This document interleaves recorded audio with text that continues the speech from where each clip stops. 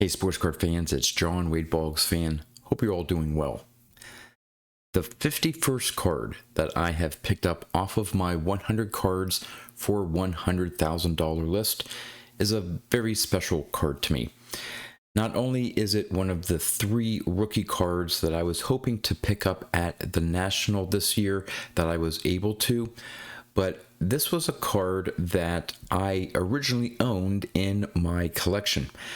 Back in 2005, 2006, shortly after I got a divorce, I decided to sell some of my vintage cards. At the time, I was very heavily into my Wade Boggs collection, and these were cards that at the time just didn't fit to what I was focusing on for my collection. And I had some bills following the divorce and wanted to get them taken care of, so I thought the best way to do that was to sell some of my vintage cards. And immediately after selling them, while it did help me out in that financial area, I did regret selling all of them, and especially since I started building my vintage baseball card collection back up, I wanted to reacquire all of those cards I sold back in 2005, 2006.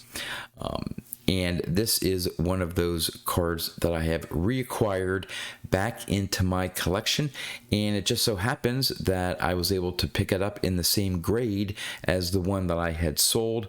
Of course, I didn't sell it for as much as what I currently had to pay for it. Prices have changed in the last roughly 19 years since I sold the card, but I'm going to show off this card as well as a couple other of my favorite cards of this player. So let's turn the camera around and check out the cards. All right, card number 51 that I've picked up is the 1968 Topps Johnny Bench rookie card. This was a Wednesday, first day of the National purchase, a rare occurrence for me for the Nationals that I attend. Very rare for me to pick up a card on the first day. But like I said, this was one of the 3 rookie cards I previously showed off. The 1973 Topps Mike Schmidt and the 1969 Topps Reggie Jackson rookies, and this was the 3rd one. And when I saw this, I told myself, I'll go into the price that I paid, but once I figured out the price I could get for this, the eye appeal of this card, I couldn't wait. I know it was the first day, but I had to pull the trigger to finally add this card back into my collection. I really wasn't looking for, I mentioned that I had a PSA 6 previously in my collection. I wasn't necessarily needing or wanting to pick up a PSA 6 copy. I was in the price range of a 5 or a 6. Didn't really think that I would have to drop down to a 4. Again, for the number grade for these cards, I don't buy cards based on the number grade. I only use the number grade as a guide to what cards I can afford or that I would want to spend on a particular card. So knowing what PSA 5s and 6s go for, I knew that was roughly what I was willing to spend for a Johnny Bench rookie card. So those were the ones that I had focused on. PSA 7s were just too expensive. And like I said, I think I could have done, better than or willing to spend a little bit more than a PSA 4 unless one really jumped out at me. And this was one of the first ones I saw and just fell in love with the centering.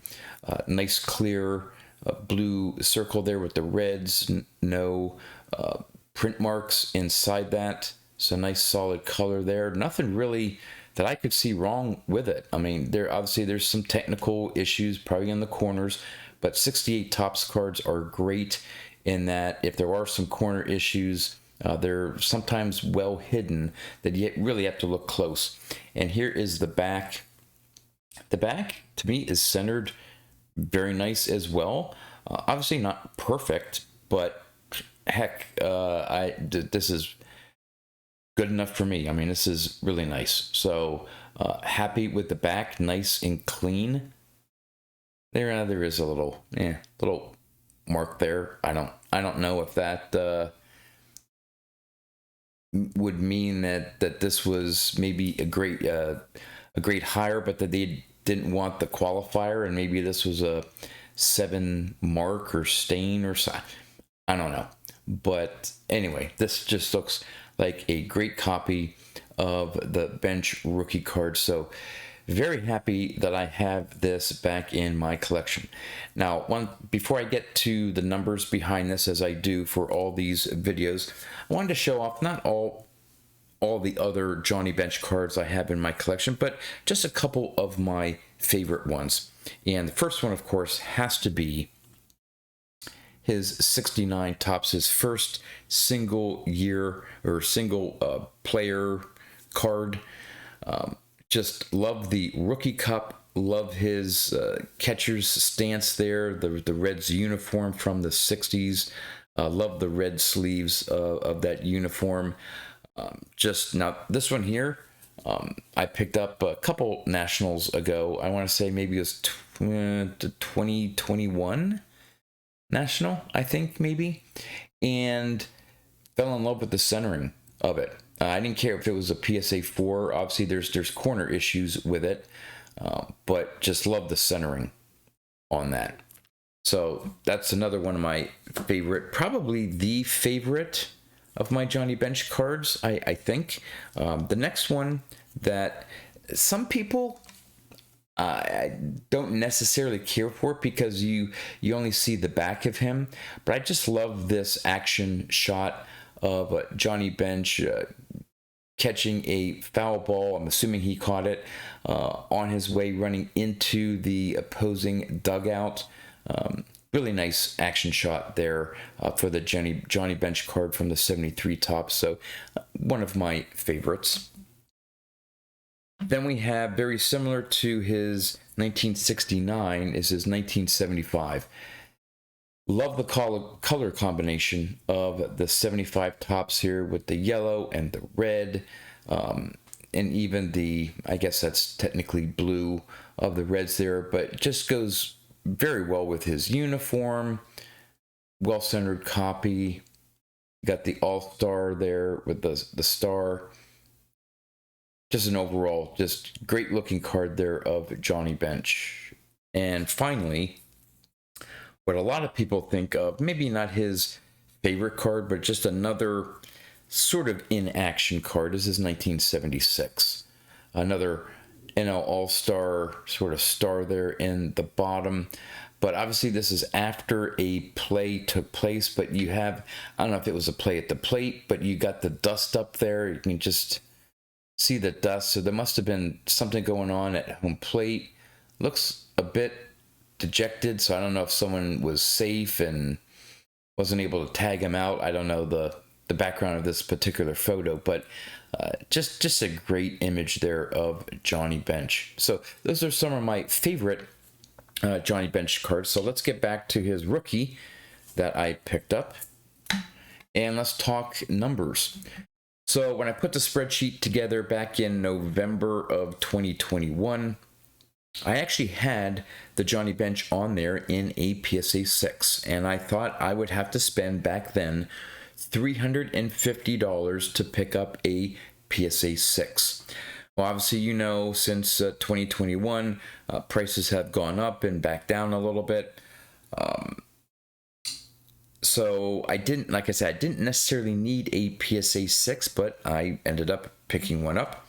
But I only paid $280 for this PSA 6. So from what I had it on my list at, even though I didn't drop down a grade, I saved $70. So I thought I did really well there. In terms of PSA 6 copies themselves, on the low end, they're selling for $255 on average, around $312, and on the high end, the recent high sale was $371. So I'm under the current average price for a PSA 6, and I got one that has great eye appeal to it. So Now that I have 51 cards out of the 100, I would have had to spend, if I got the grade that I had those cards on my list, and for what I thought I would have to pay for a card in that grade. For the 51 cards, I thought I would have to spend $12,300. Well, to date, for those 51 cards, I've only spent $9,245. So I've crossed the $3,000 savings. I'm now under by $3,055. So in most cases, I've saved money by dropping down a grade, sometimes two, to save some money. In this case, I managed to get a good deal, not only from when I put the list together, but from where current prices are for a PSA 6, and save myself some money there. So would love to know what you think about this 1968 Topps Johnny Bench rookie card that I picked up at the National, as well as some of the other Johnny Bench cards that I showed off, some of my favorite ones in my collection, what you think of those. And with that, that's all I have for you. So until next time, thanks for watching.